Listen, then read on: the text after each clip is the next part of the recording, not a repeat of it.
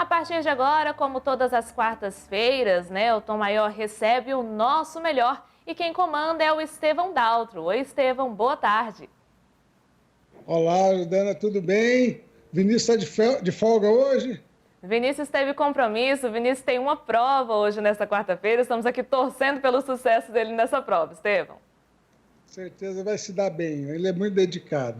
Estamos aqui mais uma vez aqui com o nosso melhor e hoje nós temos umas atrações interessantes. Nós vamos no nosso quadro Faz Parte do Cenário. Nós vamos falar do caso de um artista goiano, nascido aqui na terra sertaneja, que está fazendo sucesso com a música contemporânea, né? E também nós vamos falar com o professor Luiz Signates a respeito de um pouco do perfil dos candidatos que estão aí no segundo turno para Goiânia, Vanderlan Cardoso e Maguito Vilela. Mas então vamos com curiosidade que os dois são professores da UFG, então o professor Edivarda vai ficar feliz. Estamos hoje aqui prestigiando e recebendo o apoio de dois professores da UFG no nosso melhor. Então, o quadro hoje faz parte do cenário. Nós vamos falar da história do Paulo, que eu conheci quando menino ainda, chamava ele de Paulinho, né? Fez aula, inclusive, na época, com a minha mãe, de música. E hoje eu estou muito feliz de ver assim, o crescimento do Paulo, que ele hoje está aí saindo de Goiás, onde normalmente a cultura aqui é uma pressão muito grande na música sertaneja. Goiás é conhecido nesse sentido, né, como uma produtora de música sertaneja. E o Paulo Guicheney, que esse nome já veio, eu acho que o pai já veio com o nome assim para chegar para fora do país, né? Ele é um compositor, ele não é um compositor qualquer, ele é um compositor de música contemporânea. O que é música contemporânea? É como se fosse música clássica nos dias de hoje, né? Ele é professor da UFG e hoje as músicas dele estão sendo executadas em vários países, na Argentina, no Canadá, nos Estados Unidos. E nós vamos chamar aqui um vídeo dele, que ele vai falar um pouquinho para nós de como que foi essa caminhada dele. Meu nome é Paulo Guicheney, eu sou um compositor de música contemporânea. Mas o que vem a ser a música contemporânea? De uma maneira muito simples e pode parecer um pouco anacrônico, mas a música contemporânea é a música clássica feita nos dias de hoje.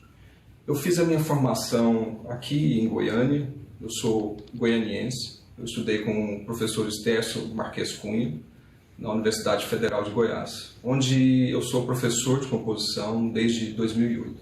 Eu fiz também um mestrado em música computacional e atualmente eu curso um doutorado em ciências musicais na Universidade Nova de Lisboa. E como é ser um compositor de música contemporânea em Goiânia, que é uma cidade um tanto isolada e distante? Não é algo simples, mas com muito trabalho e fazendo contatos e enviando sempre a sua música é algo possível, é algo viável, realizável. E por qual razão escutar e ir ter com a música contemporânea? Eu acredito que a música contemporânea ela pensa e interpreta o mundo e a existência de uma maneira que nenhuma outra música faz. O Paulo está lançando um CD agora em parceria com uma artista brasileira canadense, que é a Luciane Cardosi, né, o disco Mer. Então, músicas, composição dele, que está sendo executada por essa musicista que mora hoje no Canadá, e buscando outros caminhos aí. Então, a gente traz aqui que faz parte do cenário, mesmo você nascendo num lugar que a pressão é um estilo musical X, você pode buscar o seu jeito de se comunicar com as pessoas através da sua arte. Então, esse nosso quadro faz parte do cenário de hoje. E dando continuidade no nosso programa Nosso Melhor, eu quero chamar aqui o meu amigo de longa data, eu não vou falar quanto tempo, que são entregue à nossa idade, né? Professor Luiz Signates. Seja bem-vindo, Luiz. Estevão, é um prazer enorme estar com você mais uma vez, depois de alguns anos, né? Não vamos falar de décadas, não, vamos falar de alguns anos. Faz parte, faz parte. Mas a vida vai, às vezes a vida vai levando cada um para um rumo, mas dá um jeito de fazer a gente se encontrar em algum dessas rotatórias de Goiânia, né? Sem dúvida. Você está morando em Goiânia, Aparecida? Eu moro na divisa entre Goiânia e Aparecida. Atualmente eu estou no setor Santa Luzia, ali atrás da região dos motéis, ao lado do Jardim Olímpico. Então você está pertinho da gente, né? Onde eu estou já é Aparecida. Você está pertinho da Sagres, né, Luiz? Muito perto. Por isso que eu pertinho. até, quando vocês convidaram, eu falei, é para ir aí? Dá quase para ir a pé. Não, tranquilo. Então, Luiz, vamos lá. Nós estamos aí, você é professor na área de comunicação, mas você tem uma veia de muitos anos falando de política também, é um estudioso, né? E uma das pessoas que eu tenho de maior referência, quando a gente pensou em fazer esse programa, a gente tem que chamar o Luiz. E grato por você ter aceitado, né? Me fala um pouquinho aí, essa eleição foi atípica, né, Luiz? Uma eleição, uma história do Covid, restrições e tal. Como que você viu essa eleição? Olha, foi de fato uma eleição bastante atípica. Assim, eu hoje já tenho uns 15 para 18 anos que eu tenho um instituto de pesquisa e eu faço pesquisa eleitoral em Goiânia.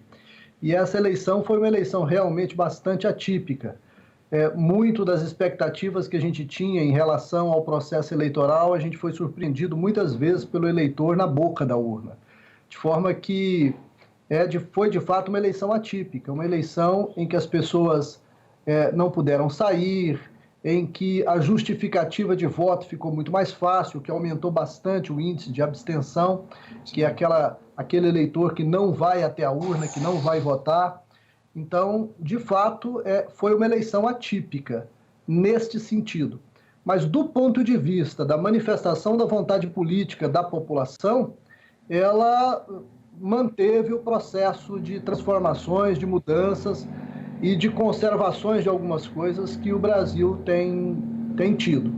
Nesse sentido, ela não foi tão atípica, não. Ela foi atípica por conta das restrições de movimentação. Mas no que diz respeito ao estabelecimento por exemplo, de renovação na política, não foi assim tão atípica, não. Apesar de que nós tivemos muitos candidatos, né, para prefeito na primeira, acho que foi 16 esse ano, né? Eu não lembro de ter esse tanto de candidato. Essa quantidade de candidatos, ela se deveu, sobretudo, ao afastamento de Iris Rezende. Havia uma impressão muito forte de que Iris termina o mandato com um grau bom de aprovação e ele seria candidato natural à reeleição. No momento em que ele decide, e aí desta vez ele decidiu de maneira definitiva que ele iria se afastar não só dos ritos eleitorais, mas se afastar da própria política, isso aguçou a ambição natural de todos os demais políticos. Fala, se o Iris não vai estar no jogo, de repente o jogo vai ser mais igualitário, vai ser mais fácil de ser enfrentado. E aí, muito por causa disso, houve essa avalanche de candidaturas. E isso, nesse caso, foi uma das atipicidades, mas não por causa do coronavírus, e sim por causa da saída do prefeito Iris Rezende. Mas, diferente do que se poderia esperar e do que esses mesmos atores políticos podiam esperar, Estevão, a eleição transcorreu mais ou menos da mesma forma como ela transcorreria caso não houvesse o Covid. As candidaturas mais tradicionais, elas se posicionaram muito na frente, que foi, no caso, o PMDB, e contra o PMDB uma candidatura do governador. Então, as duas estruturas principais que sempre disputaram voto em Goiânia e no estado de Goiás foram as que melhor se posicionaram. E, em terceiro lugar, a candidatura do PT, obtendo uma votação que tem sido a votação histórica do PT em Goiânia, alguma coisa entre 10 e 15 pontos percentuais. De forma que, e os demais candidatos, de todos esses 16, ficaram bem atrás, sem muita chance de competição, sem nenhuma chance de competição. De forma que foi uma eleição atípica num sentido, mas, como eu disse, bastante conservadora em outro. E como que você, pela sua experiência, vamos analisar aqui o perfil do Maguito e do Vanderlan. Como é que você vê a diferença de um e de outro? O que você vê de positivo em um e no outro?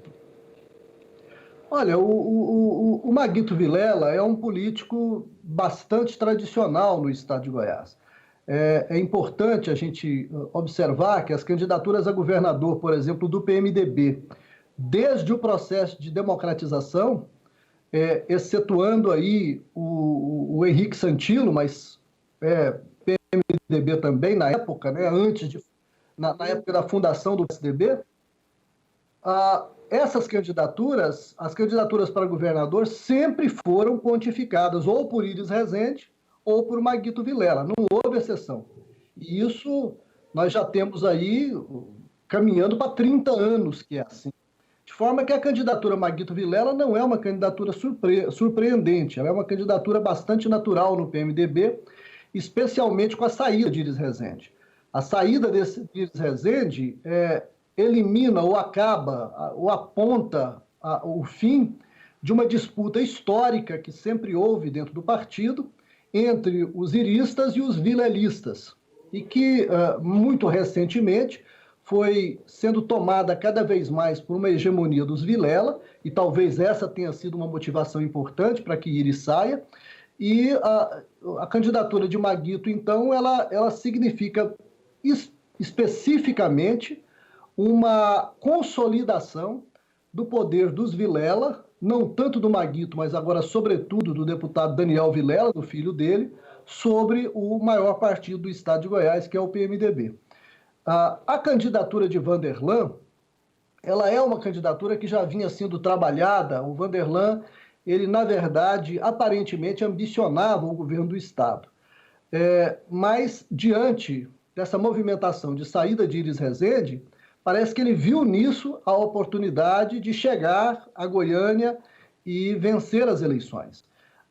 E parece que foi isso muito motivado, ele veio muito motivado por isso, e também energizado pela vitória que ele teve nas eleições passadas, quando ele se elegeu senador da República. Muito bem votado. A candidatura Vanderlan, e na medida em que ela obteve para prefeito o apoio do governador Caiado, o que é uma coisa politicamente estratégica, porque o Caiado, ao apoiar Vanderlan, ele praticamente dá uma cartada importante para se livrar de um forte adversário dentro do mesmo campo dele, que é o campo à direita da política goiana. Ele se livraria de um adversário para as eleições de 2022, em que ele provavelmente vai ser candidato à reeleição.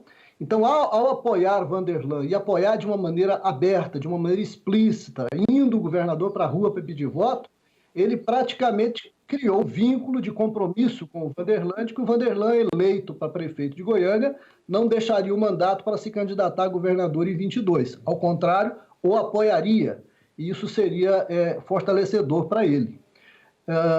Então, assim, são duas candidaturas já bastante esperadas que aglutinaram, que conseguiram aglutinar, como sempre aconteceu, as duas forças políticas mais poderosas do estado de Goiás, que, como eu disse, uma é o PMDB, que é o partido mais capilarizado do estado, não tem nenhum partido que tenha esse mesmo grau de capilarização, e do outro lado, eu não vou dizer que era o PSDB ou o DEM, mas é o partido do governador. Então, o governo do estado, com a estrutura de poder que ele tem, ele interfere pesadamente numa das candidaturas a Goiânia, né? E, aparentemente, o Estevão, a tendência que nós estamos vendo agora, que estamos já a meio para o segundo turno, é de se repetir a história. O governador de Goiás, à exceção de Henrique Santino, que conseguiu eleger o Niol Albernaz, o governador de Goiás, por mais bem aceito que ele seja no estado de Goiás, ele nunca consegue eleger o prefeito de Goiânia. Isso é histórico. O Iris Rezende, quando era praticamente uma unanimidade, perdia todas em Goiânia. O Marconi Perillo, que também já foi uma unanimidade praticamente incontrastável no estado no início do século XXI, perdeu todas as eleições em Goiânia. E, aparentemente, as eleições deste ano caminham de novo para o candidato apoiado pelo governador não conseguir ser sufragado pelas urnas. De forma que nós estamos seguindo a história que é a história de sempre. Não tem tanta surpresa assim, não. Agora, são dois candidatos bons, os dois candidatos são tidos como bons administradores. O Vanderlan vem de uma história, e todas as pesquisas que eu fiz em Goiânia mostraram isso, ele vem de uma memória bastante positiva do desempenho dele em Senador Canedo, muito embora a gente até saiba que esse grande desempenho de Senador Canedo se deu por uma sorte que ele teve, que ele assumiu o mandato lá exatamente no momento em que a distribuidora da Petrobras saía da sua carência e começava a pagar impostos para a prefeitura de Senador Canedo.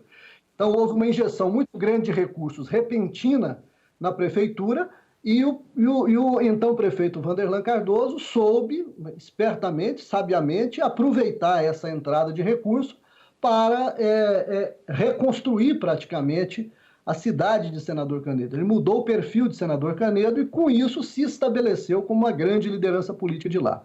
Então, quando ele vem para Goiânia, até hoje, o Estevão, ele tem essa mesma imagem, uma imagem que reverbera o desempenho dele em Senador Canedo e que faz dele, a questão forte da imagem dele é a capacidade administrativa, que vem de Senador Canedo e vem das empresas dele também. Ele é um empresário muito bem sucedido.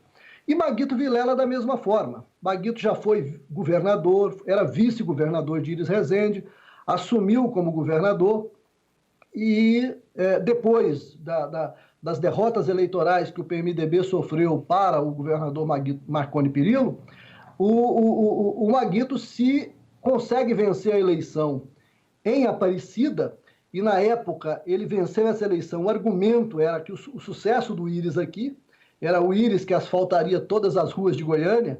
O Maguito foi com esse discurso e com o apoio de Íris Rezende, com essa semelhança de Íris Rezende, depois de uma sucessão de prefeituras não tão bem sucedidas em Aparecida, ele conseguiu ser eleito lá e fez uma excelente administração.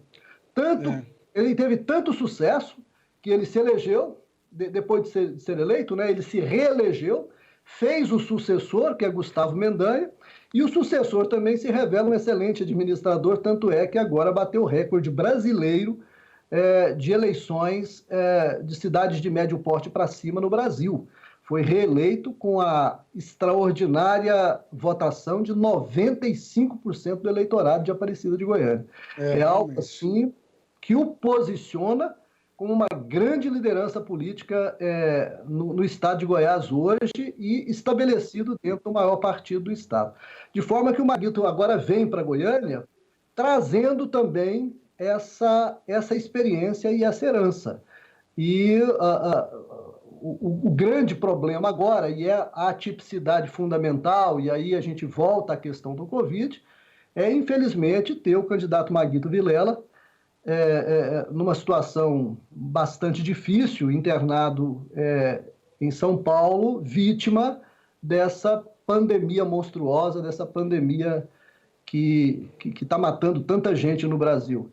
De forma que a gente torce para que o Maguito se restabeleça e venha enfrentar as urnas e, caso eleito, administrar Goiânia, porque ele é um bom administrador.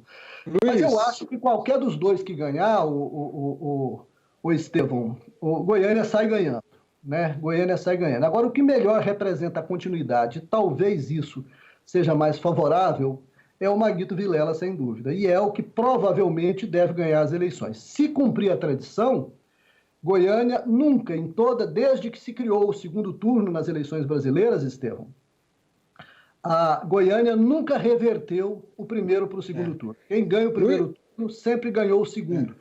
E é isso que faz com que o Maguito Vilela enfrente agora o segundo turno, mesmo doente, como favorito. Agora, Luiz, eu tenho que fazer uma pergunta, assim, porque parece que o apoio do governador não teve muita influência positiva, tanto é que ele fez muita força em Aparecida e não houve nenhuma repercussão positiva nesse sentido, né? Agora, e quem é Rogério Cruz? Porque nós estamos numa situação, eu já estava vendo o boletim, é uma situação que ninguém esperava isso, ficamos tristes com isso, gostamos muito, tanto do Vanderlan quanto do Maguito, mas essa situação do Maguito, o boletim de ontem dele não é um boletim bom, né? É um boletim que fala, inclusive, iniciando um tratamento dialítico. Então, assim, é preocupante. A gente tem que pensar quem é. A gente sabe que no Brasil a gente tem uma tradição de vices, né? Quem é Rogério Cruz? E se a candidatura, a chapa do Maguito vence e, infelizmente, por alguma situação, nós teremos Rogério Cruz como prefeito? Olha, o Rogério Cruz, antes eu queria até falar uma coisa. Existe nos últimos dias, especialmente de ontem para cá, e parece que a Rádio Sagres ela foi um dos vetores dessa disputa, uma disputa de discurso, uma disputa simbólica bastante grande na cidade de Goiânia em relação à saúde de Maguito Vilela. Né? De um lado, nós temos o discurso de que o Maguito estaria pior do que ele de fato está, e um dos argumentos para isso é justamente isso que você falou. Né? Ele está numa hemodiálise e está com um aparelho que parece que é um pulmão externo, uma coisa assim. Mas, de outro, há o discurso de que esse tratamento é um tratamento que tem sido usado em outros países, especialmente no Japão, como um tratamento fundamental e com alto nível de sucesso para os pacientes agravados de Covid. Né? Então, pode ser que eles estejam, de fato, utilizando um tratamento bastante radical, mas que é próprio para recuperar com mais sucesso, aumentar a chance de sucesso de recuperação de um paciente de Covid, que a gente sabe que esse vírus ele agride de maneira muito violenta o sistema pulmonar. O que a gente tem que fazer é torcer para que tudo dê certo, né? Essa é a nossa torcida. Eu acho até assim, eu tenho até me manifestado nas redes sociais no sentido de que a vida pessoal e especialmente a enfermidade das pessoas não deve ser usada como argumento de campanha. Então eu não acho correta essa discussão dentro de um processo eleitoral. Nós temos que discutir a cidade, né? E não essa onda de ataques e acusando uma pessoa que não tem condição de se defender, que é o caso do candidato Maguito Vilela. Quem é o Rogério Cruz? O Rogério Cruz é um pastor evangélico da Igreja Universal do Reino de Deus. Ele é uma das figuras que mostra em Goiânia uma coisa que tem acontecido no Brasil inteiro, que é o avanço dos evangélicos em direção ao Estado brasileiro. Os evangélicos, essas igrejas evangélicas neopentecostais, todas elas, até onde eu tenho estudado, não há exceção, né? Eu sou, além de professor de comunicação, como você diz, eu dou aula no programa de mestrado e doutorado em Ciências da Religião, da PUC de Goiás, da Universidade Católica, e a gente estuda a religiosidade, e eu estudo muito a relação entre religião e política. E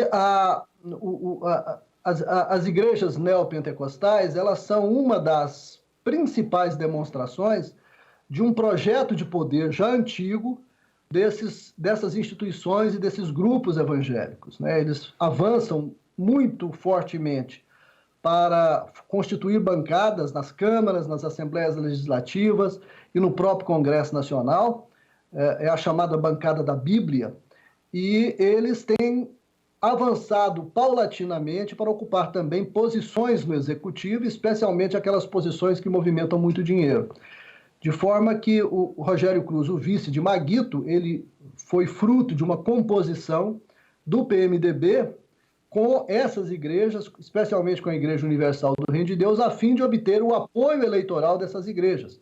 Porque essas igrejas fazem campanha eleitoral e funcionam mais ou menos como os antigos currais eleitorais, galvanizando o voto e elegendo pessoas, elegendo parlamentares e, evidentemente, reforçando as candidaturas majoritárias. De forma que já há muito tempo os candidatos a prefeito, candidatos a governador, candidatos até a presidente da República, como foi o caso do Jair Bolsonaro, sentam com as igrejas evangélicas para negociar apoio. E essa negociação envolve apoio, envolve recursos financeiros, envolve dinheiro para essas instituições. De forma que, caso aconteça aquilo que é absolutamente indesejável, que seria o falecimento de Maguito Vilela, vítima da Covid, e a gente não tem como desejar uma coisa dessas, a gente entra numa situação, e o Maguito seja eleito, né, e a chapa dele seja eleita agora no segundo turno, sem ser esse domingo agora, o próximo domingo, então é muito pouco tempo. Com certeza não vai dar tempo do próprio candidato retornar ao pleito. Nós vamos ter uma eleição com o candidato ausente, com toda certeza, e caso isso aconteça, nós entramos no imponderável, né? Porque, como aconteceu com a morte de Tancredo Neves, aconteceria aqui em Goiânia, o vice assumiria a prefeitura e a gente teria que ver o que vai acontecer. Mas as forças políticas existentes, eu acredito que dentro do processo democrático são suficientes para controlar o processo, né? Mas não dá para... Se você me perguntar como é que seria uma prefeitura de Rogério Cruz, eu não vou saber te dizer, né? Mas, assim, mas não é só a pessoa, o Estevão. É importante que o ouvinte saiba que quando uma pessoa assume um cargo como esse, especialmente na prefeitura de uma capital, junto com ele há todo um grupo político que é o mesmo grupo político do outro candidato. Modificam-se as instâncias porque a liderança se alterou, mas não é uma modificação tão extraordinária assim. As instituições brasileiras, apesar da crise em que a gente vive, elas têm funcionado razoavelmente e nós, apesar de todos os problemas, não temos perdido a democracia inteiramente. Luiz, isso é positivo. Muito grato pela sua participação. Nosso tempo está se encerrando aqui. Vamos, então, encerrar com boas vibrações aqui para o candidato Maguito Vilela, que ele possa se restabelecer, que para o Vanderlan também, que eles possam procurar manter uma campanha mais assim, propositiva, né? Eu vi o Vanderlan entrando nessa de começar a usar esse tipo de argumento. Eu acho que tem que tomar cuidado com isso, até que essa campanha estava vindo propositiva. Mas faz parte do ser humano, vamos para frente. Grato pela sua participação, viu? Espero contar com o senhor outras vezes, tanto aqui no nosso programa ou em outros programas aqui do Sistema Sagres de Comunicação, viu? Eu fico à disposição, Estevão, parabenizando vocês pelo trabalho de vocês. A Rádio Sagres é, sem dúvida nenhuma, uma das referências para o debate da mídia em Goiânia. E eu também faço votos que, de um lado, que o Maguito se restabeleça rápido. O Maguito é um bom homem, eu o conheço pessoalmente, é uma boa pessoa, e torço para que o candidato Vanderlan tome juízo e volte a discutir a cidade, volte a discutir Goiânia. Eu não acredito que Vanderlan Cardoso, ganhando ou perdendo, tenha nada a ganhar tematizando uma temática humana dessa natureza. Eu acho que é voltar a discutir Goiânia, fazer a proposição, aproveitar que ele está praticamente debatendo sozinho para convencer o eleitorado de que ele seria o melhor prefeito. É o melhor caminho que ele tem em termos até de estratégia de marketing político. Eu acho que com essa, tematizando fazendo um ataque nesse momento, eu tenho convicção, pela experiência que tenho, e diria isso para ele pessoalmente, caso eu pudesse, de que ele perde mais do que ganha fazendo isso. Então é voltar a discutir a cidade, convencer o eleitor de que ele seria o melhor administrador, é o melhor caminho para Vanderlan. É isso aí, amigo, que a gente tenha transparência, a verdade dos fatos, mas tenhamos respeito e possamos continuar fazendo o nosso melhor. Então, meus caros amigos que estão nos acompanhando pela Sagres, grato por mais essa oportunidade, devolvo o Leme para a Jordana para a gente continuar o programa, nossa programação em tom maior. Tá certo, a programação Sagres em Tom Maior continua. Agradecemos ao Estevão Daltro, também a toda a produção do Nosso Melhor. E na próxima quarta-feira tem mais temas que serão discutidos. Agora o Tom Maior, essa hora